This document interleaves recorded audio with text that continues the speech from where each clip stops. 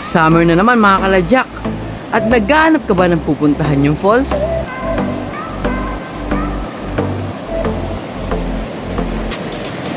Meet Hagdan Falls. Tara, sama-sama natin puntahan ito. Matatagpuan niya pala ito sa Mauban, Quezon.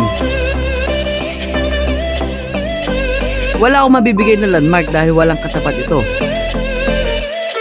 Pero makikita ito sa Barangay Balay-Balay. At may environmental fee na 20 pesos.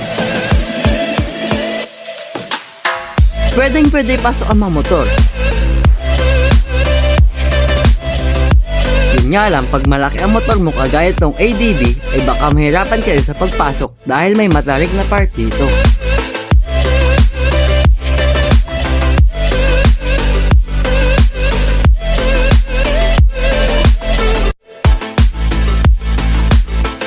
$15 to 30 minutes lang naman ang lakarin dito, kaya malapit-lapit lang mula sa entrance.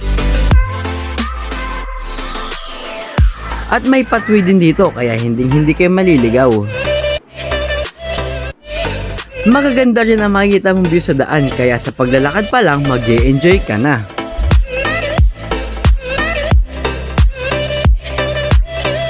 At pagdating sa dulo ng pathway, hagdan muna ang bubungod sa inyo.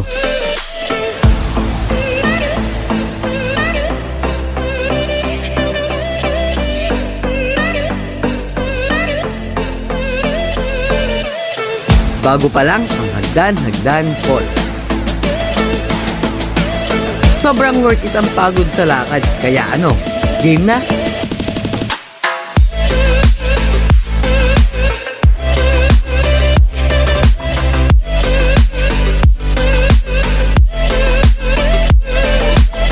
Malawak ang falls na ito, kaya hindi magkakaagawa ng pwesto.